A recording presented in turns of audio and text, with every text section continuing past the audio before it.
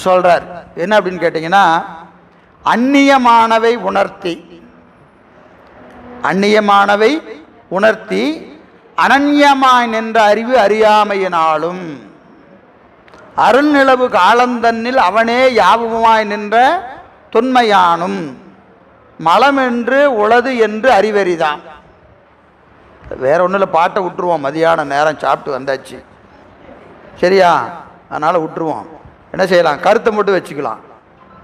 இந்த ஆணவ மலை என்ன செய்யுன்னு கேட்டிங்கன்னா, உயிருக்கு துன்பத்தை செய்யக்கூடிய பாசங்களை காட்டும். பாசத்தை காட்டும், நல்லா காட்டும். எது போல ஒரு ஓமை சொன்னமா இல்லையா? இது காட்டாமல் இருக்கிறதுக்கு வேண்டாததை காட்டும். கோட்டாம் போல பார்த்த மேல ஓமன்கண். அதாங்க சொல்ல, அந்நியமானவை உணர்த்தி. நமக்கு அந்நியமானது, உயிருக்கு இயல்பாக இருப்பது எது? சிவம். சிவத்தோடு கூட வேண்டிய உயிர் பகையாகிய உலகத்தோடு கூடி நிற்கிறது. அது எது செய்யுது? ஆணவமலம் செய்யுது. அந்நியமானவை உணர்த்தி அதை காட்டுது, உலகத்தை காட்டுது. அனன்யமாய் நின்ற அறிவு அறியாமையனாலும், உயிருக்கு உயிரா அறிவுக்குள்ளேயே சிவம் இருக்குது. அறிவுக்குள்ளேயே சிவம் இருக்கிறது. இந்த சிவம் இதுக்கு தெரிய மாட்டேங்குது. ஆனால் நமக்கு வேறான உலகம் எங்களுக்கு எப்படி நல்லா தெரியுது. இது எது செய்யுது? ஆணவ மனசு. அந்நியமானவை உணர்த்தி அனன்யமாய் நின்ற அறிவு அறியாமையினாலும். இது எப்போ? சகல நிலையில். இப்பெல்லாம் நமக்கு அப்படி தான் இருக்குது. சிவன் தெரிய மாட்டேங்குது, உலகம் நல்லா தெரியுது. சரிங்க, பெத்த நிலையில் ஆணவ மலத்தை நம்மால் என்ன செய்ய முடியாது? அறிய முடியாது. சரிங்க, கேவலத்தில் நேற்று அறிஞ்சமா? ஏன்? அறிவே விளங்கலை, சுத்தமாக அறிவு விளங்கலை. அப்போ சுத்தமாக விளங்காத போதும் ஆணவ மலம் நமக்கு தெரியல. இப்போ அறகுறையா விளங்குது. வேண்டியது தெரிய மாட்டேங்குது, வேண்டாததெல்லாம் நல்லா தெரியுது. இப்போ ஆணவ மலம் தெரியுதா? தெரியல. சரி, சுத்தத்துக்கு போனால் ஆணவ மலம் தெரியுமா? சுத்தத்துக்கு போனால் தெரியுமா? ஏன் தெரியாது? அங்கே சிவம் மட்டும்தான் தெரியும். சுத்தத்துக்கு போயிட்டா சிவம் மட்டும்தான் தெரியும். என்ன சார், நேற்றும் பார்க்க முடியல, இன்னைக்கும் பார்க்க முடியல, நாளைக்கும் இருக்கா இல்லையா? முதல்ல ஒரு பொருள் இருந்தா எப்பவாவது அதை அறியணும். இப்போ இந்த ஆணவ மலத்தை கேவலத்திலையும் அறிய முடியாதுங்கிறீங்க, சகலத்திலையும் அறிய முடியாதுங்கிறீங்க, சுத்தத்திலையும் அறிய முடியாதுங்கிறீங்க. எப்பத்தான் அறியறது? ஆணவ மலத்தை நான் எப்போது அறிவது என்று சொன்னால், அருள் நிலவும் காலம் தன்னில் குருவருளால் அறியலாம். ஆணவ மலத்தை எப்படி அறிய முடியும்? குருவருளால் அறியலாம். பக்குவம் வந்த மாணவர்களுக்கு குருநாதன் காட்டுவானா, இதுதான் ஆணவம் என்று காட்டுவான். அவன் காட்டுகிற போது மட்டும்தான் ஆணவத்தை அறியலாம். எப்படி அறியலான்னு கேட்டா, உய்த்து உணரலாம். உய்த்துணர்தல் என்னது? உய்த்துணர்தல் என்ன? காரண காரியங்களோடு கூடி அனுமானித்து அறிவது. புரியுதா? நல்லா தூங்குறாருன்னு என்ன அர்த்தம்? நல்லா சாப்பிட்டாருன்னு அர்த்தம். உய்த்து உணர்க. சரியா? ஏன்? நான் இப்போ அவர் எப்படி சாப்பிட்டாருன்னு நான் பார்க்கல, இப்போ எதை பார்க்குறேன்? அப்படியே அவரும் கண்ணை திறக்கணும்னு பயங்கரமாக சிரமப்படுறாரு. ஆனாலும் கண் என்ன ஆகுது? அப்படியே அவரை தள்ளி கீழே இழுக்குது. அவர் அந்த விழியை மேலே இழுத்தா அது என்ன செய்யுது? கீழே இழுத்து விடுது. பார்க்கும்போது நம்ம என்ன செஞ்சுக்கலாம்? கொஞ்சம் ஜாஸ்தி ஆயிடுச்சாட்டிருக்குது. எது? மதிய சாப்பாடு கொஞ்சம் ஜாஸ்தி ஆயிடுச்சாட்டிருக்கு. உய்த்து உணர்தல். காரண காரியங்களோடு அனுமானித்து அறிதல், அதுக்கு பேர் என்னது? உய்த்து உணர்தல். அப்போ ஆணவ மலத்தை குருநாதனுடைய உபதேசத்தால் உய்த்து உணரலாம். உய்த்து உணரலாம் எப்படின்னா, உனக்கு எதெல்லாம் துன்பமாக வருதோ அதெல்லாம் ஆணவ மலத்தினுடைய காரியங்கள். பட்டியல் பார்த்துக்கங்க, இதுதான் பட்டியல். சரியா? இதெல்லாம் இருந்ததுன்னா ஆணவ மலம் இருக்கியா? ஒரு ஆள் நல்லா இருந்தா உடனே நமக்கு நல்லா அறியான்னு சொல்ல வருதா? இவனுக்கெல்லாம் வந்த வாழ்க்கையை பாரு. உடனே நம்ம மனசில் அப்படிதானே வருது இல்லையா? நல்லா இருக்கிறாரு, அட வேற மற்ற ஆள்லாம் விட்டுருங்க, ஒரு நல்ல ஒருத்தர் திருமுறை பாடுறாருன்னு வச்சுக்கங்க, வேற எங்கேயும் வேண்டாம், நம்ம மற்ற இடத்துக்கெல்லாம் போக வேண்டாம்.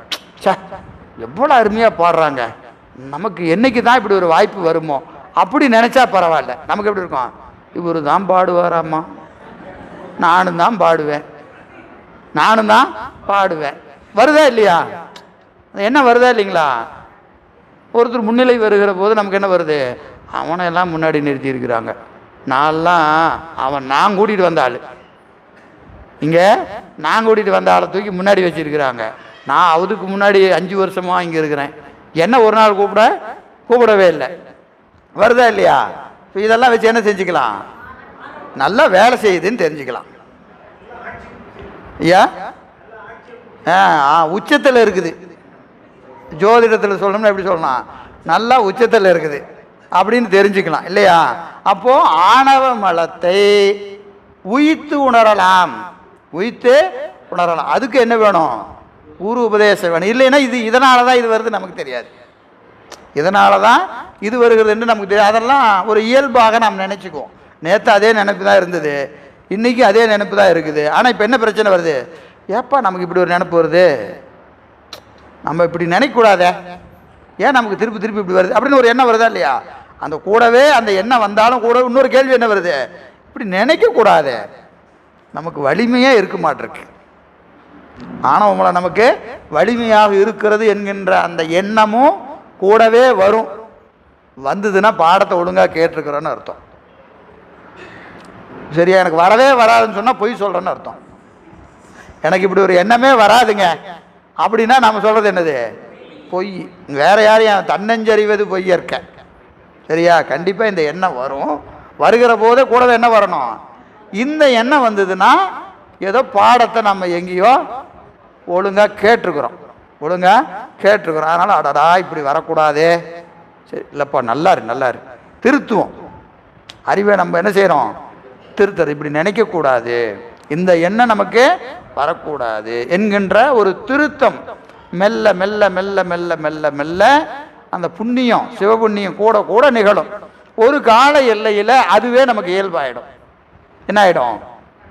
நல்லா இருங்க, அருமை அப்படின்னு சொல்கிறது என்ன ஆகிடும்? இயல்பாக. இப்போ நம்மளாம் என்ன செய்வோம்? வாய் சொல்லும், மனசு வேற நினைக்கும்.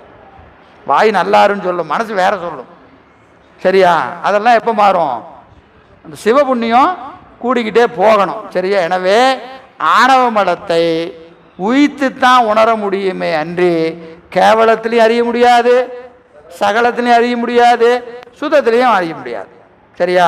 எனவே அது உன்னறிய திருவருள் ஒளிய மலமுள்ளது என்று உணர்வரிதான். திருவருள் ஒளிய மலமுள்ளது உணர்வரிதாம் என்று எதில் சொல்லுது?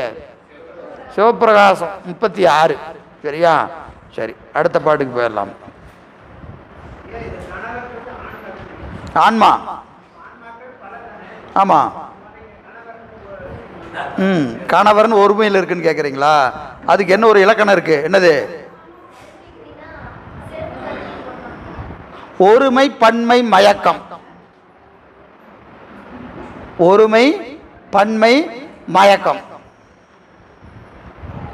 அப்படின்னு என்னங்கய்யா?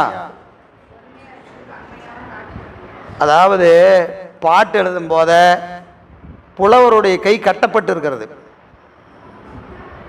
புலவருடைய கை கட்டப்பட்டிருக்கு. எப்படி? விதி இருக்கு அவங்களுக்கு.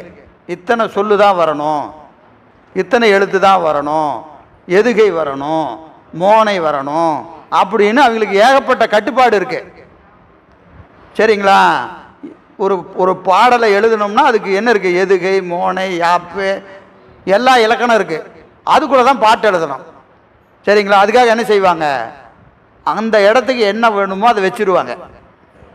வச்சுட்டு கீழே ஸ்டார்ஸ் கண்டிஷன்ஸ் அப்ளை அப்படின்னு போடுற மாதிரி கீழே இலக்கணம் எழுதுவாங்க. என்னது, அதில் என்னென்ன இருக்கோ அதெல்லாம் நீங்கள் திருத்திக்கணும். இப்படி பொருள் கொள்க, இப்படி பொருள் கொள்க என்று. இப்போ நம்ம பேசும்போத அவன் வந்தார்கள் சொல்லாமா, அவன் வந்தார்கள் சொன்னால் தப்பு, பாட்டில் வரும் அவன் வந்தார்கள்னு இருக்கும். கீழே என்ன எழுதியிருப்பாங்க, ஒருமை பன்மை மயக்கம். ஒருமை பன்மை, அங்கே ஒருமைனா ரெண்டு ஒருமைனும், அவன் வந்தான்னு இருக்கணும், இல்லைனா அவர்கள் வந்தார்கள்னு இருக்கணும், இல்லைன்னா அவன் வந்தான்னு இருக்கணும். இப்போ பாட்டில் அப்படி இல்லை, இல்லைன்னா என்ன அர்த்தம், அங்கே மயக்கம், அங்கே ஒரு ஒரு கருத்தில் ஒரு மாறுபாடு இருக்குது. நீங்கள் என்ன செஞ்சுக்கணும், அதை திருத்தி படிச்சுக்கணும். சரியா? அதுக்கு அந்த இலக்கணத்துக்கு பேர் என்னது, ஒருமை பன்மை மயக்கம். நீங்கள் சித்தாந்த நூலெல்லாம் படிச்சீங்கன்னா, நல்லா பெரியவங்க உரை, முனிவர் உரை, அந்த மாதிரி உரையெல்லாம் படிச்சீங்கன்னா திடீர்னு அந்த இடத்துல எழுதி வச்சுருப்பாங்க. சித்தியாரில் நிறைய இடத்துல வரும் ஒருமை பன்மை மயக்கம்னு எழுதிடுவார். அது என்ன ஒருமை பன்மை மயக்கம்னா, பாட்டை கொஞ்சம் கவனமாக பார்த்தீங்கன்னா இந்த தகராறு இருக்கும். சரிங்களா? வினை வினை செய்தது அப்படின்னு இருக்கும், இல்லைனா வினை செய்தார்கள்னு இருக்கும். அப்போ என்ன, வினைகள் அப்படின்னு வரணும், வினைகள் செய்தார்கள்னு வரும். எப்படி இருக்கும், வினை செய்தார்கள்னு இருக்கும். அப்போ நீங்கள் எப்படி படிச்சுக்கணும், வினைகள் செய்தார்கள் அப்படின்னு வச்சுக்கணும். ஏன்னா வினை என்பது ஒருமை, செய்தார்கள் என்பது பன்மை. அப்போ அது அங்கே ஒருமை பன்மை மாறி வருதுன்னா கீழே எழுதியிருப்பார் வினை ஒருமை பன்மை மயக்கம்னு எழுதுவார். அப்போ நீங்கள் என்ன செய்யணும், வினைகள்னு படிச்சுக்கையா. சரிங்களா? அதனால் அப்படி பொருள் செஞ்சுக்கணும். சரி, அடுத்த பாட்டு. மதியானத்தில் சித்தாந்தமே புரியாது, விளக்கணத்தை வேற நடத்திட்டு இருக்கிறீங்க. இருள் இன்றேல் துன்பு என். ஓ, அடுத்த பாட்டு 26 மன்னிக்கணும். ஐயா முழிச்சுதான் இருக்கிறீங்களா? என்னத்தை சொல்றது போங்க, நான் சொல்லலைங்க, பாட்டா தான் சொல்லுது, பாட்டா தான் சொல்லுது. என்னன்னு, என்னத்தை சொல்றது போங்க. எதை, ஆணவ மலத்தை, ஆணவ மலத்தை பற்றி என்ன போங்க அப்படின்னு சொல்லுது இந்த பாட்டு. என்னது, பன்மொழிகள் என், பன்மொழிகள் என் அப்படின்னு என்னது, பல மொழிகள் எதற்கு, ஆணவமலை அதை பண்ணும் இதை பண்ணும் அப்படி பண்ணும் இப்படி பண்ணும் எல்லாம். இதெல்லாம் எதுக்கு சார், சிம்பிளாக சொல்லுங்க, சிம்பிளாக ஒரே வார்த்தை சொல்லுங்க, அப்படியே நேராக உண்மை விளக்கத்துக்கு போங்க. உண்மை விளக்கம், அறியாமை ஆணவம். உனக்கு எப்பெல்லாம் விளங்கலையோ அதெல்லாம் அவரோட கிஃப்ட்டு. எனக்கு புரியலைங்க அப்படின்னா பக்கத்தில் யார் நிற்கிறாருன்னு அர்த்தம், அவரு நிற்கிறாருன்னு அர்த்தம். பன்மொழிகள் என் உணரும் பான்மை தெரியாத தன்மை, உணர்கின்ற அறிவு விளங்காம நிற்கிறதுன்னு சொன்னா அது யார் கொடுத்தது, இருளார். அவருக்கு ஆர் விகுதி போடுறார், அவரு பெரியவருங்க. யாரு அவரு, ஆணவ மலை ரொம்ப பெரியவர். எவ்வளவு பெரியவர், சிவத்தையே மறைக்கிறவர். அவ்வளவு பெரிய சூரியனையே ஒரு இருள் மறைக்குதுன்னா, சூரியனை மறைக்கல, எதை மறைக்குது, கண்ணை மறைக்குது. சூரியன் மறைக்கப்படுவதுன்னா கண்ணை தான் மறைக்கும், சூரியனை மறைக்காது. அது மாதிரி இவ்வளவு உபகாரம் செய்கிறாரு. இவ்வளவு உபகாரம் யார் செய்கிறா, பெருமான். ஒன்றுமே தெரிய மாட்டேங்குது. கருணை வடிவாகிய பெருமான் உயிர்களுக்கு கணந்தோறும் கணந்தோறும் கணந்தோறும் என்ன செஞ்சிட்டு இருக்கிறான், கருணையை செய்து கொண்டே இருக்கிறான். ஆனால் இந்த உயிருக்கு ஒன்றுமே தெரியலை, ஒன்றுமே தெரியல. இத்தனைக்கும் காரணமாக இருப்பது எது, இருளார். அவர் தான் இன்னைக்கு யாரு மொத்தத்துக்கும் காரணம். நமக்கு ஒரு துன்பம்னு ஒன்று வந்துச்சுன்னா நீங்கள் அந்த துன்பத்தை தேடி தேடி தேடி தேடி போனீங்கன்னா மூலத்தில் யார் நிற்பா? அவர் தான் நிற்பார். நீங்கள் இந்த திரைப்படத்துல எல்லாம் பார்த்தீங்கன்னா வில்லன் வருவார். மதிய நேரத்தில் சில சினிமா கதையெல்லாம் சொன்னால் தான் விழிப்பாங்க. வில்லன் வருவான், ஒரு சின்ன வில்லன் ஒருத்தர் இருப்பான். அவனை அடித்த உடனே அவனுக்கு ஒரு பாஸ் ஒருத்தர் இருப்பான். அவன் வருவான், அவனை அடித்தா அவனுக்கு ஒரு பாஸ் இருப்பான். இவர் லோக்கலில் ஒரு தாதா, அவர் ஊரில் ஒரு தாதா, ஸ்டேட்டில் ஒரு தாதா, கடைசியில் கிளைமாக்ஸில் வருவார். இன்டர்நேஷ்னல் தாதா ஹெலிகாப்டரில் வந்து இறங்குவார். படத்தில் காட்டுறாங்களா இல்லையா? இப்போ இவனை எல்லாம் இயக்கிறவன் யாரு? அவன் தான். அவர் தான் கடைசியாக வருவார். இவனுக்கெல்லாம் காரணம் யாரு? அவன் தான். அது மாதிரி தாங்க ஆணவ மலம். எனக்கு துன்பம் ஏன் வந்துச்சு? இதனால் வந்துச்சு. இது ஏன் வந்துச்சு? அதனால் வந்துச்சு. அது ஏன் வந்துச்சு? ஆனால் இவனை எல்லாம் தேடிக்கிட்டே போனீங்கன்னா யார்கிட்ட போய் நிற்கும்? ஆணவ மலத்தில் போய் நிற்கும். ஏன்னா துன்பம்னா அதுதான் காரணம்.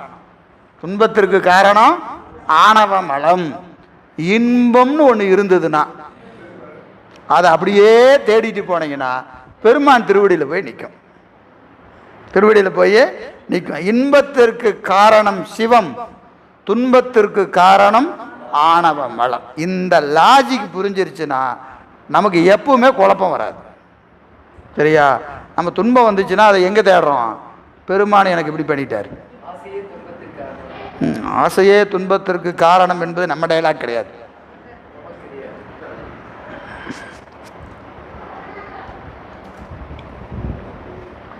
அந்த டயலாக் நமக்கு கிடையாது, அது வேற ஆளுங்க டயலாக். சரியா? பன்மொழிகள் என் உணரும் பான்மை தெரியாத தன்மை இருளார் தந்தது. அது இழிவுன்னு சொல்றார். அந்த ஆர்விகுது இழிவுங்கிறார். ஒரு துன்பத்துக்கு காரணமாக இருக்கிறதுனால இருளார் தந்தது என்று சொல்லுகிறார். சரி, அடுத்த பாடல் பாருங்க.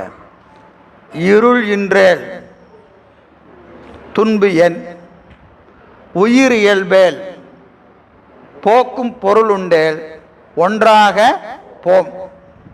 இருள் இன்றேல் துன்பு என் உயிர் இயல்பேல் போக்கும் பொருள் உண்டேல் ஒன்றாக போ. ஆணவ மலம் ஒன்று இல்லைங்க அப்படின்னு சொன்னீங்கன்னா துன்பத்துக்கு காரணம் சொல்லு. இருள் இன்றேல் துன்பு என். ஆணவ மலம் இல்லைன்னா துன்பத்துக்கு காரணம் என்ன? இப்போ நீங்கள் திருப்பியும் நம்ம பரபக்கத்துக்குள்ளே போகணும். பரபக்கத்துக்கு போனீங்கன்னா ஆணவ மலத்தை ஏற்றுக்கொள்ளாத சமயங்கள். யார் ஆணவ மலத்தை ஏற்றுக்கல?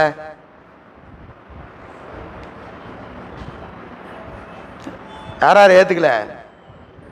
சரி, யார் ஏற்றுக்கிட்டாங்க அதையாவது சொல்லுங்க. ஆணவ மலத்தை ஏற்றுக்கொண்ட சமயங்கள் எத்தனை? ஏற்றுக்கொள்ளாத சமயங்கள் எத்தனை?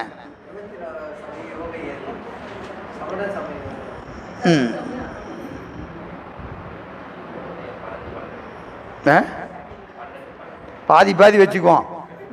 50-50.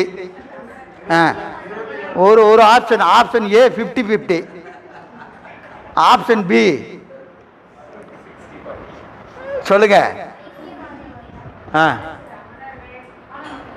ஐக்கியவாதி மறுக்கிறாங்க. அப்புறம் அவ்வளோதானே? மீதியெல்லாம் ஏற்றுக்கிட்டாங்களா? 23 பேர் ஏற்றுக்கிட்டாங்களா? எத்தனை பேர் ஆணவ மலத்தை ஏற்றுக்கொள்ளவில்லை? 24 பேர்த்தில் 24 பேர் இருக்காங்களா இல்லையா? புறப்புறம் புறம் அகப்புறம் அகம் ஒவ்வொன்றுக்கும் 6 பேர், மொத்தம் 24 சமயம். அதில் ஏதாவது சந்தேகம் இருக்கா? அதில் ஒன்றும் சந்தேகம் இல்லை. இந்த 24 பேர்த்தில் ஆணவ மலத்தை ஏற்றுக்கொள்ளாத சமயங்கள் எத்தனை?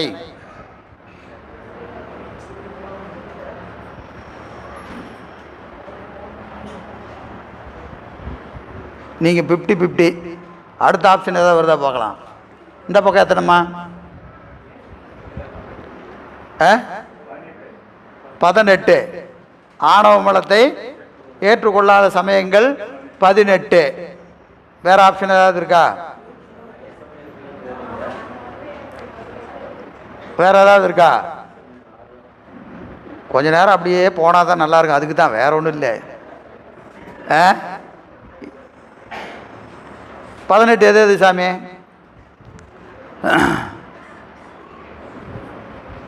18 சரியான பதில். சரியா? புறப்புற சமயம், புறச்சமயம், அகப்புறச் சமயம், முக்கூற்று புறச்சமயம். இந்த 18 பேர் எதை ஏற்றுக்கிறது இல்லை? ஆணவ மலத்தை ஏற்றுக்கிறது இல்லை. ஆணவ மலத்தை ஏற்றுக்கிறது இல்லை. இதில் தத்துவ ஞான வகையில் வருகிற போது இந்த 18வது சமயம் தத்துவ ஞானத்தில் உயர்ந்தது. நீங்கள் கீழேருந்து வந்தீங்கன்னா ஒன்று எது? முதல் சமயம் எது? உலகாயதம். கடவுள் இல்லை என்று சொல்லக்கூடிய நாத்திகர்கள், உலகாயதர், சமணர், பௌத்தர், இப்படியே வரிசையாக வராங்களா இல்லையா?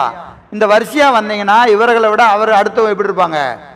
தத்துவ ஞானத்தில் கொஞ்சம் பெட்டராக இருப்பாங்க. அதுக்கு மேலே வந்தீங்கன்னா அதை விட கொஞ்சம் நல்லா இருப்பாங்க. இப்படி வருகிற போது இந்த 18 பேத்தில் கொஞ்சம் தத்துவ ஞானத்தில் மேலே இருக்கிற ஆள் யாரு? 18வது ஆள். அவர் யாரு? ஐக்கியவாதி. சரியா? ஆணவ மலத்தை ஏற்றுக்கொள்ளாத சமயம்னு சொல்லும் போத யாரை சொல்லுவோம்? ஐக்கியவாதியை தான் மறுப்போம். ஐக்கியவாதியை தான் மறுப்போம். ஏன்னு கேட்டால் இவரை மறுத்துட்டா மீதி எல்லாத்தையும் மறுத்ததா அர்த்தம். ஏன்னா அந்த 18 பேருக்கு இவர் தான் எப்படி நிற்கிறாரு? லீடர் இவர் தான். 18 பேர்த்தில் தத்துவ ஞானத்தில் உயர்ந்தவங்க யாரு? ஐக்கியவாதி தான் 18வது ஆள். இவனுக்கு கீழே தான் மற்ற ஆள்லாம் இருக்கிறாங்க. ஒவ்வொருத்தரையும் தனித்தனியாக மறுக்க வேண்டாம். யாரை மறுத்தா போதும்? ஐக்கியவாதி மறுத்துட்டா அந்த 17 பேர்த்தையும் அப்படி ஆப்பாயிருவான். சரியா? அதனால் ஆணவ மலத்தை மறுக்கிறதா இருந்தால் யாரை மறுப்பாங்க? ஆணவ மலம் இல்லை என்கின்ற ஐக்கியவாதியை மறுத்தா ஆணவ மலம் உண்டுன்னு நிறுவியாச்சுன்னு அர்த்தம். சரியா? புரியுதாங்கய்யா? இப்போ ஆணவ மலம் இல்லைன்னு சொல்கிறவன் யாரு? ஐக்கியவாதி. அவனை பார்த்து கேள்வி இப்போ கேட்குற. என்ன கேள்வி கேட்குறாரு? கேள்வி இப்போ என்ன கேள்வி? பாட்டுக்கு வாங்க, திருப்பி பாட்டுக்கு வாங்க.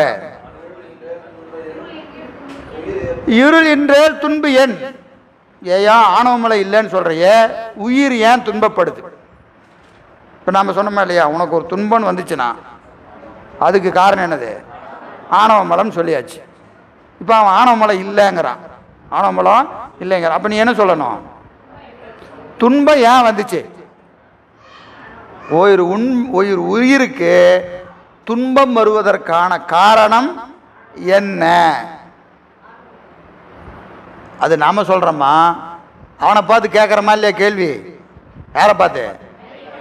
ஐக்கியவாதி பார்த்து நாம கேட்குற கேள்வி என்னது?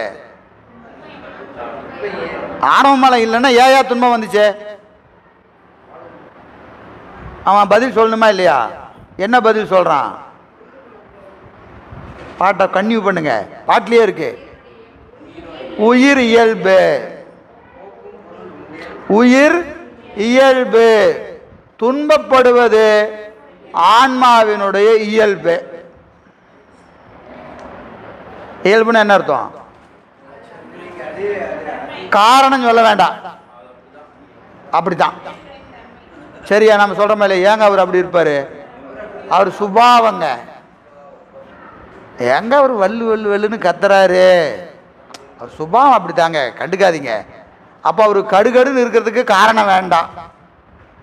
அவர் எப்பவுமே அப்படித்தான் இருப்பார். சரியா? ஒருத்தர் சிரிச்சுக்கிட்டே இருக்கிறாரு, ஒரு நாள் திடீர்னு சோகமாக இருக்கிறார். ஏன் நல்லா சிரிச்ச முகமாக இருப்பாருங்க, இன்றைக்கோ ரொம்ப ஏன் இன்னைக்கு ரொம்ப வருத்தமாக இருக்கிறீங்க அப்படின்னு என்ன அர்த்தம்? சிரித்த முகத்தில் இருப்பது அவருடைய இயல்பு. இன்னைக்கு அவர் வருத்தமாக இருக்கிறாருன்னா இப்போ என்னாச்சு? ஏதோ ஒரு காரணம் இருக்கு. அப்போ காரணத்தினாலதான் அவர் என்ன செய்யறாரு? இயல்பிலிருந்து மாறார். சிரிக்கிறவர் வருத்தமா இருந்தா ஒரு காரணம் வேணும். சரியா? வல்லுன்னு உழுவுறாள், நீ சிரிச்ச முகமா வராரு. உடனே என்ன கேட்போம்? இன்னைக்கு ஒரே சந்தோஷமா இருக்கிறீங்க, என்ன காரணம்? அப்போ இயல்புக்கு என்ன வேண்டாம்? காரணம் வேண்டாம், காரணம் வேண்டாம். புரியுதா?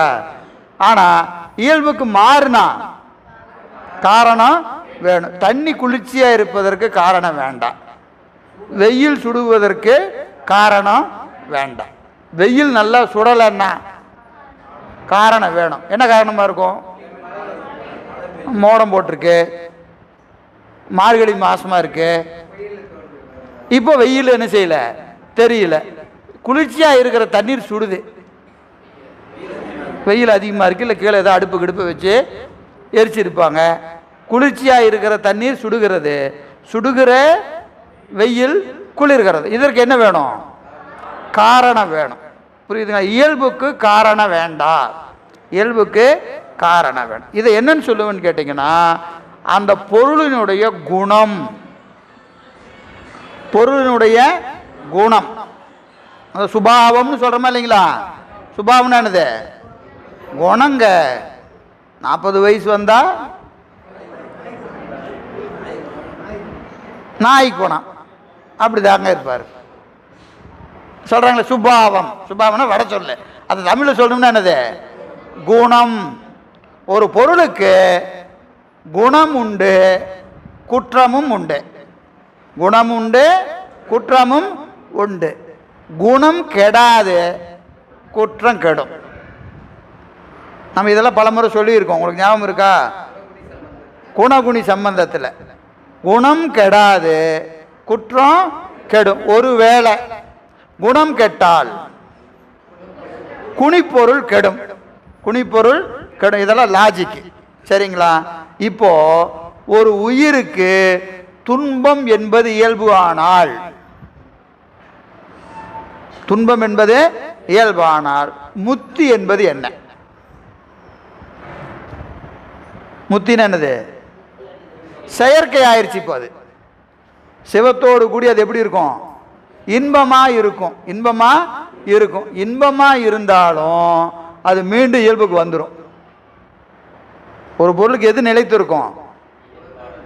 இயல்பு தான் நிலைத்திருக்கும், சரிங்களா? அடுப்பு கீழே பற்ற வச்சிங்கன்னா தண்ணி கொதிக்கும், அடுப்பு ஆஃப் பண்ணிட்டீங்கன்னா கொஞ்ச நேரம் கழிச்சு திருப்பியும் அது இயல்புக்கு வந்துடும். மோடம் போட்டிருந்தா வெயில் சிலு சிலு சிலுன்னு இருக்கும், மோடம் விலகிட்ட திருப்பி சுடும்.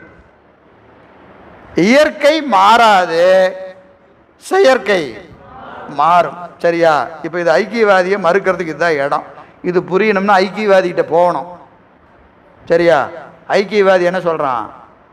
ஆன்மாவுக்கு ஆணவ மலம் இல்லை, ஆணவ மலம் இல்லை. எது இருக்கு? கண்மமும் மாயையும் உண்டு, கண்மமும் மாயையும் உண்டு. இப்போ அவனை பார்த்து ஒரு கேள்வி, பிறப்புக்கு ஆன்மா வந்துச்சா இல்லையா? பிறப்புக்கு ஆன்மா வந்துச்சு. எதனால் வந்துச்சு? பிறப்புக்கு வந்ததுக்கு காரணம் என்ன? நீங்கள் சைவ சித்தாந்தியா இருந்து பதில் சொல்லக்கூடாது, யாராக இருந்து பதில் சொல்லணும்? ஐக்கியவாதியாக இருந்து பதில் சொல்லணும். சைவ சித்தாந்தி என்ன சொல்கிறோம்? பிறப்புக்கு வந்ததுக்கு காரணம் என்னது? ஆணவத்தை தொலைக்கிறதுக்கு வந்தோம். வந்த நோக்கம் என்னது? ஆணவத்தை தொலைக்கிறதுக்கு வந்திருக்கிறோம். இது யாருடைய கருத்து? நம்முடைய கருத்து. அவன் ஆணவமே இல்லைன்ட்டான், சரியா? இப்போ பிறவிக்கு வந்துச்சுன்னா அதுக்கு காரணம் என்ன? கண்மமும் மாயையும். சரி, கண்மம் மாயையும் கூட்டாத போது ஆன்ம அறிவு எப்படி இருந்துச்சு? கேவலத்தில் ஆன்ம அறிவு எப்படி இருந்துச்சு? ஆணவமலம் கிடையாது. இப்போ ஆணவமலம் இருக்குதுன்னு சொன்னதுனால நம்ம என்ன சொல்லிட்டோம்? அறிவு இச்சை செயல் மறைக்கப்பட்டிருந்ததுன்னு சொன்னோமா இல்லையா? சொன்னோம். இது யாருது? நம்முடைய கருத்து, சரியா? அவன் என்ன சொல்லுவான்?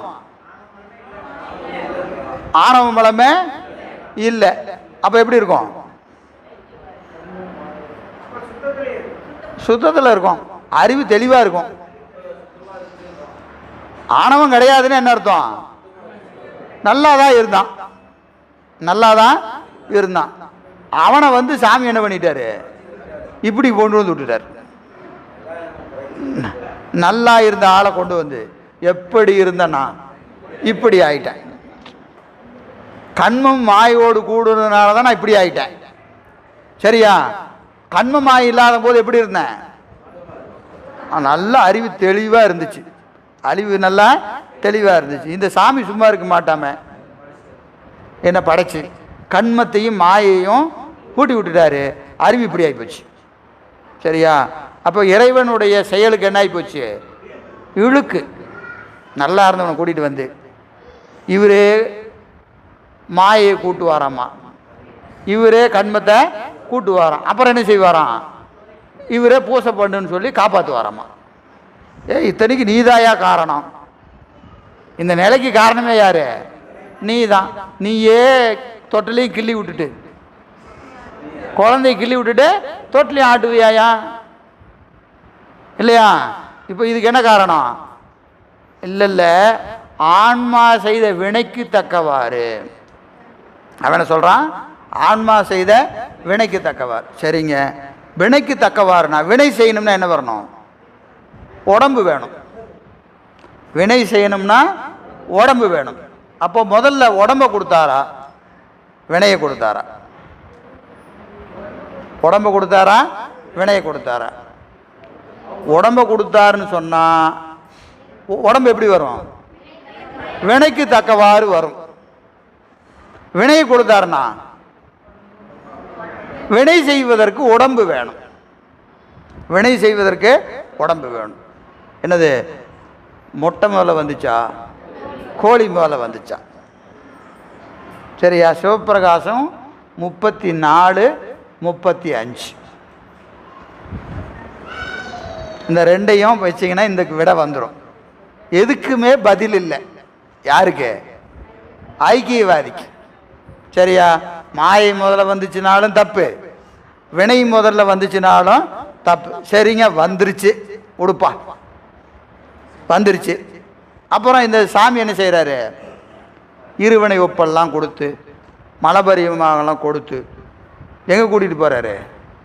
முத்திக்கு கூட்டிகிட்டு போயிடுறார். முத்தி கூட்டிகிட்டு போன உடனே இந்த ஆன்மா முத்தி பெற்றது அப்படின்னு சொல்லலாமானா?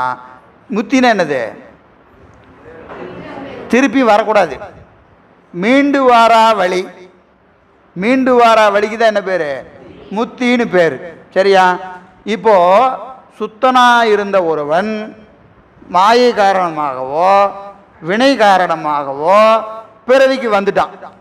திருப்பியும் பெருமான பூசையெல்லாம் பண்ணி வினையை நீக்கி மாயை நீக்கி என்ன ஆயிட்டான்? முத்திக்கு போயிட்டான். முத்திக்கு போயிட்டான். முத்திக்கு போனவன் திருப்பியும் பிறவிக்கு வருவானா வரமாட்டானா?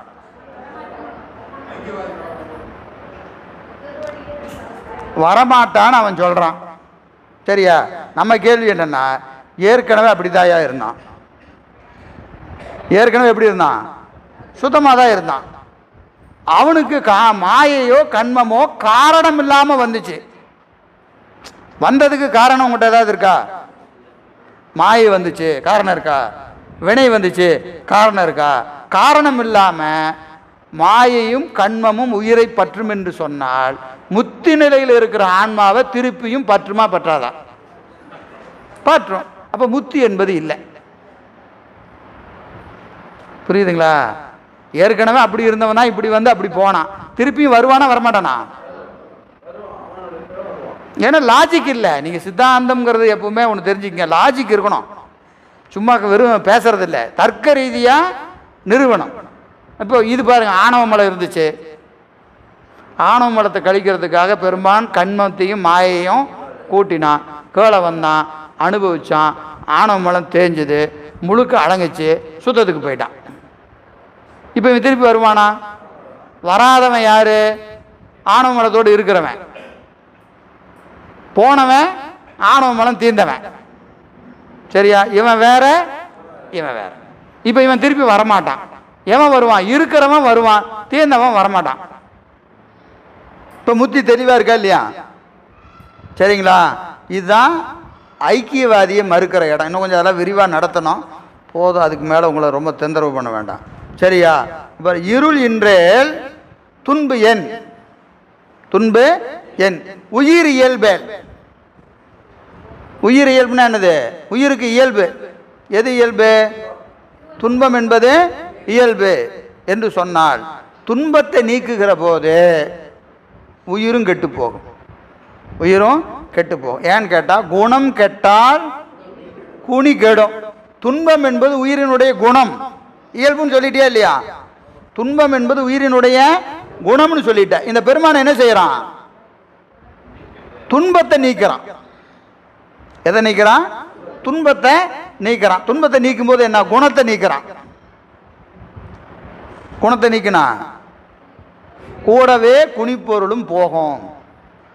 குனிப்பொருளும் போகும். புரியுதா இல்லையா?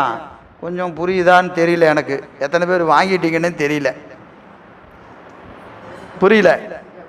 ரைட்டு, சரி, இன்னொரு முறை சொல்கிறேன். இப்போது இந்த வெள்ளை ஆடை, வெள்ளை வேட்டி, சரியா? வெள்ளை வேட்டி, வேட்டியினுடைய நிறம் என்னது? வெள்ளை. வெள்ளை என்பது வேஷ்டியினுடைய குணம். வேஷ்டியினுடைய குணம். இதில் அழுக்கு படிஞ்சு என்ன ஆயிடுச்சு? துவைக்கவே இல்லை. நான் இதையே ஒரு மாதம் மாற்றி மாற்றி திருப்பி திருப்பி கட்டிக்கிட்டே இருக்கிறேன். என்ன ஆயிடுச்சு? இப்போ பழுப்பு நிறமாகி போச்சு. வேட்டி என்ன? வெள்ளை வேட்டி என்ன ஆயிடுச்சு? இப்போ பழுப்பு நிறமாயிடுச்சு. இந்த பழுப்பு என்பது என்னது? வேட்டியினுடைய குற்றம். குணம் எது? வெள்ளை. குற்றம் பழுப்பு. சரியா? குற்றம் எதை மறைக்கும்? குணத்தை தான் மறைக்கும். வேட்டியை மறைக்காது. வேட்டியின் நிறத்தை தான் மறைக்கும். இந்த காவி நிறம் என்பது வெண்மையை தான் மறைக்குமே ஒழிய வேட்டியை மறைக்காது. புரியுதுங்களா? வேட்டி என்பது குனிப்பொருள். அதனுடைய குணம் வெண்மை.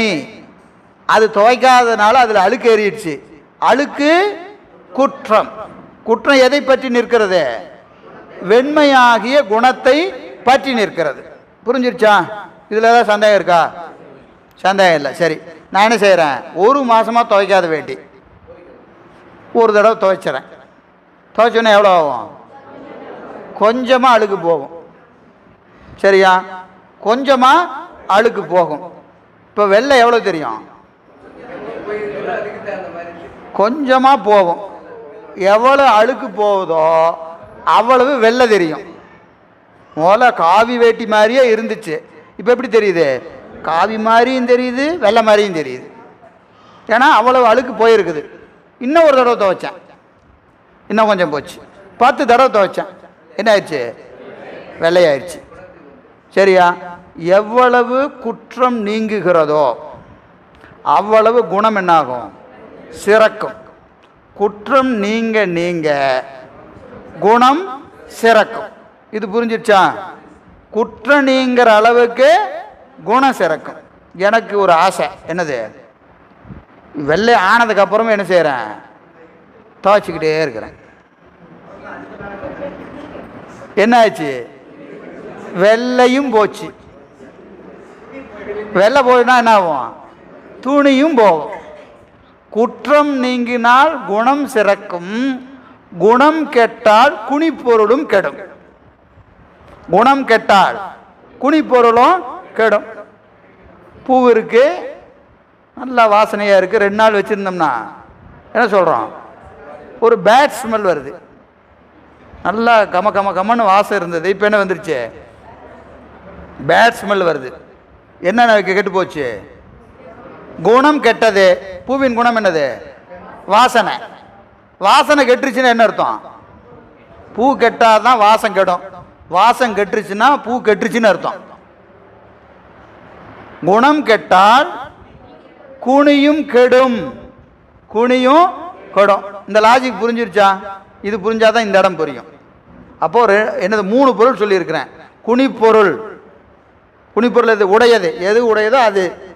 அதனுடைய குணம், அதனுடைய குற்றம், பழுப்பு.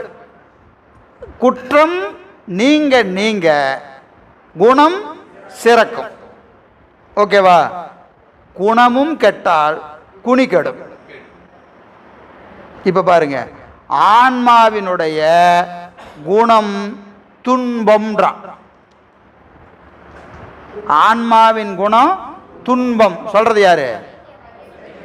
ஐக்கியவாதி. ஏன்னா அது இயல்புன்னு சொல்லிட்டானா இல்லையா? ஐயா ஐக்கியவாதி அண்டர்லைன் பண்ணிக்க, நான் அதுக்கு தான் திரும்ப திரும்ப சொல்றேன். பாட்டு யாருக்கு? ஐக்கியவாதி.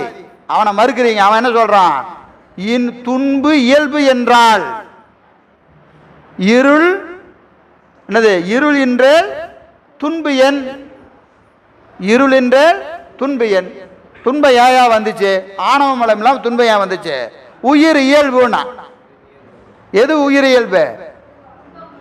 துன்பம் உயிரினுடைய இயல்பு. சொல்றவன் யாரு? ஐக்கியவாதி. முதல்ல யாரு? நம்ம கருத்து யாரு? இன்னொருத்தன் கருத்து எதுன்னு இங்க பாட்டில் பிரிச்சாதான் பொருள் புரியும். துன்பம் உயிரினுடைய இயல்பு சொல்பவன் யாரு? ஐக்கியவாதி. இப்ப அடுத்த கேள்வி, போக்கும் பொருள் உண்டல். போக்குற பொருள் எது? துன்பத்தை நீக்கிற பொருள் எது? இறைவன். திருவருள். சரியா?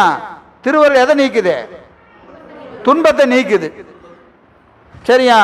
நீக்குகிற போது குணத்தை நீக்கினால், குணம் எது இப்போ?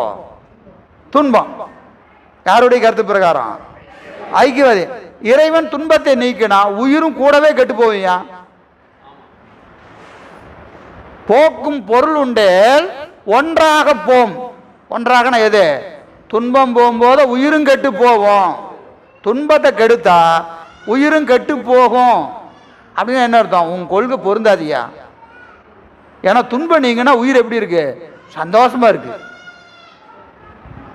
இல்லையா? துன்பத்தை நீங்கன்னா இவன் என்ன எப்படி இருக்கணும்? இவனும் கெட்டானா நீ சொல்றது கரெக்டு.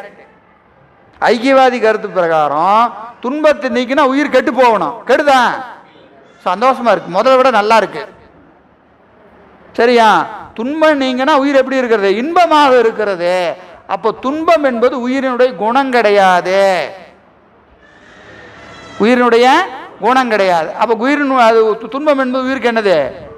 குற்றம். துன்பம் என்பது உயிருக்கு குற்றம். குற்றம் நீங்கினால் குணம் சிறக்கும். அதான் சந்தோஷமா இருக்கிறானா இல்லையா? துன்பம் நீங்கினா எப்படி இருக்கிறான்? இது ஒரு லாஜிக், தர்க்கம். இந்த பாட்டை புரியணும்னா நீங்க இந்த தர்க்கம் புரிஞ்சாதான் புரியும். இல்லைன்னா அது எதுங்க குணங்கிறாரு, குற்றங்கிறாரு, வெள்ளை வேட்டி காவி வேட்டிங்கிறாரு அப்படின்னு போக வேண்டிதான். சரியா? அப்போ துன்பம் என்பது உயிரினுடைய குற்றம். உயிரினுடைய குற்றம். அந்த துன்பம் என்பது ஆணவ மலம். சரியா? ஆணவ மலம் தான் துன்பம்னு சொல்றாரு. அந்த ஆணவ மலத்தை நீக்குனா ஆன்மா என்னாவது? சிறக்கிறது. ஏன்னா குற்றம் எதை பற்றி நிற்கிறது? குணத்தை பற்றி நிற்கிறது. குணம் எது? ஆன்மாவின் அறிவு. ஆன்மாவின் அறிவு, ஆன்மாவின் குற்றம். சரி, குணம். சரியா? குணத்தை பற்றி நிற்பது எது? குற்றமாகிய ஆணவ மலம். ஆணவ மலம் ஆன்மாவின் அறிவை பற்றி மறைத்து நிற்கிறது. அறிவை மறைச்சு நிற்குது. இது எவ்வளவு நீங்குதோ அந்த அளவுக்கு அறிவு விளங்கிக்கிட்டே வருது. விளங்குதா? நீங்குனா விளங்கும், நீங்கனா விளங்கும். நீங்கிருச்சா இல்லையான்னு நீங்க தான் சொல்லணும். சரியா? அது வலிமையா இருக்கிற நேரத்தில் நீங்கிச்சான்னு கேட்டால் எங்க நீங்கும்? நேரம் அப்படி. இந்த அண்ணாதுரை ஏதோ பாட்டு தேர்தல் பிரச்சாரத்தில் சொல்லுவார் இல்லையா? என்னது? நேரமோ பத்திரை, மாதமோ சித்திரை, நீங்கள் இருப்பத நித்திரை, மறக்காமல் போடுங்கள் முத்திரை நாராம். அந்த மாதிரி நீங்கள் இருப்பத நித்திரை. ஐயா ஐயா எங்கேயாவது கேட்கும் போதுங்க நல்லதெல்லாம் எடுத்து வச்சுட்டா தானே இந்த மாதிரி தூங்குற நேரத்தில் ஏதாவது போட முடியும். தேவைப்படுது இல்லை. சிரிக்க வைக்கிறதுக்கு ஏதாவது ரெண்டு வச்சிருக்கணும் இல்லை. பாடத்தை மட்டும் சொல்லி என்ன பண்றது?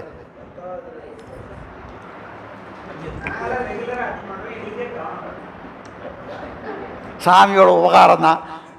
தூங்காம பார்த்துக்க வேண்டிய கடப்பாடு இருக்கா இல்லையா?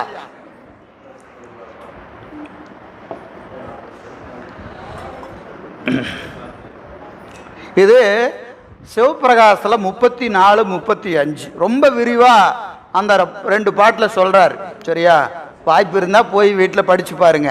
ஐக்கியவாதியின் கருத்து 34, அதற்கு மறுப்பு 35. ரொம்ப அருமையான பாட்டு. சிவபிரகாசம் 34, 35. சரியா? அடுத்த பாட்டு பாருங்க. ஆசு ஆதியேல். அணைவ